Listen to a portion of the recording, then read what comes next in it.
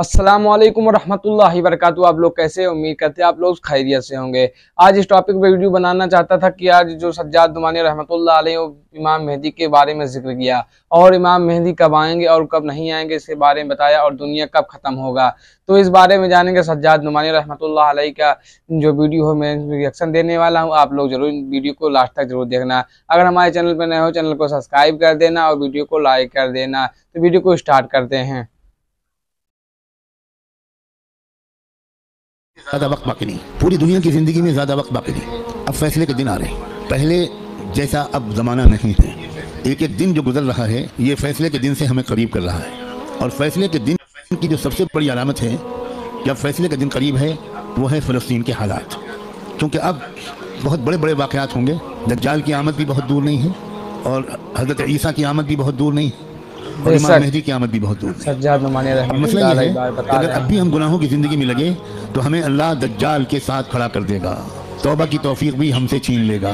हज़रत इमाम मेहदी के दुश्मनों के लश्कर में हम खड़े होंगे। अब ये देखो, ये वो वक्त है, कुछ पता नहीं किस वक्त अगला कदम हो जाए।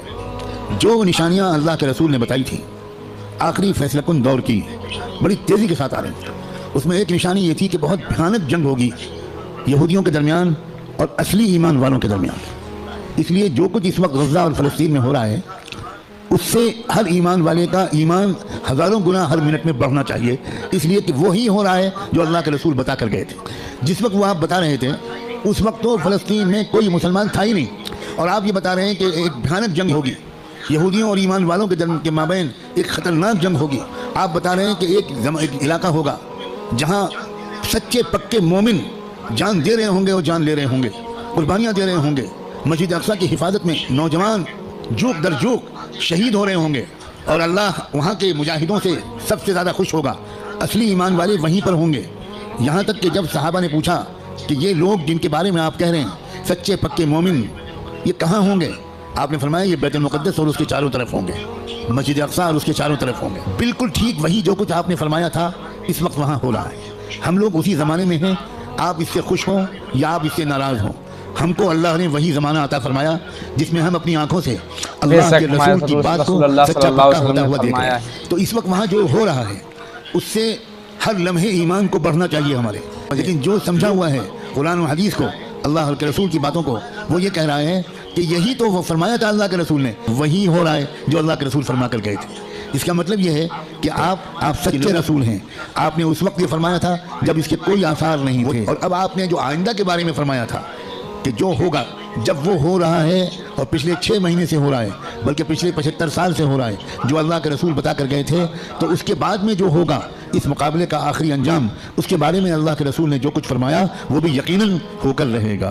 और वो क्या होगा? वो ये होगा कि अल्लाह के कलमे का बोलबाला वहाँ से फैलना शुरू होकर पूरे आलम की पक्के घर में अल्लाह का कलमा दाखिल होगा। पूरी ज़मीन पर इंसाफ का निज़ाम कायम होगा, अल्लाह का हुक्म चलेगा, बातिल टूटेगा, हक़ का गलबा होगा। ईमान वालों को अल्लाह ताला इज़्ज़त, हुकूमत, इक़्तिदार, ताकत, गलबा देंगे, उनकी कुर्बानियों के इनाम के तौर पर ज़रूर देंगे। और फिर दज्जाल का कत्ल होगा, दज्जाल से छुटकारा मिलेगा।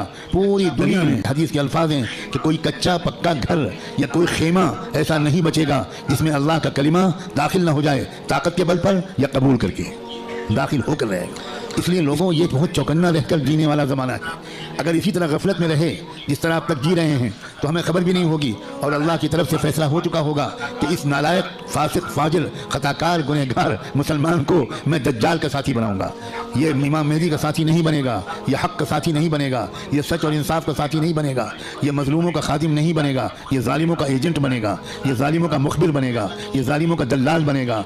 ये फैसला किसी लम्हे हम में से किसी के बारे में हो सकता है। याद रखना, मैंने अल्लाह की तौफीक से अपनी बिसात के मुताबिक बहुत लंबी बात को चंद जुमलों में समेटकर आपके सामने रख दिया है। कसम खा के कहता हूँ इसमें ज़रा भी मुबालगा नहीं है। फैसले का दिन करीब है। अब अगर गुनाहों की तरफ वापस लौटे, गुनाह की तरफ वापस नहीं जाएंगे। दौर की रिवायती बातों से तरबियत लेनी पड़ेगी, उनका एतमाद हासिल करना पड़ेगा। जब एतमाद हुआ तब वो आपको ख़ास बातें बताएंगे, तब वो आपको अपने सीने का इल्म मुंतकिल करेंगे, तब आपको वो अमानत सौंपेंगे, आपको एक जिम्मेदारी सौंपेंगे कि भाई किस तरह उम्मत के अवाम और ख़वास को, उम्मत के मर्दों और औरतों को, और ख़ास तौर पर उम्मत के नौजवानों को किस तरह संभालना। सबसे ज़्यादा बुनियादी बात इस वक्त मुझको अपने से भी कहनी है और आपसे भी, वो है इस्तिकामत। اب جمنا ہے، کہو انشاءاللہ۔ اب تقوی پر جمنا ہے، اب اللہ کی اطاعت پر جمنا ہے، اب گناہوں سے دور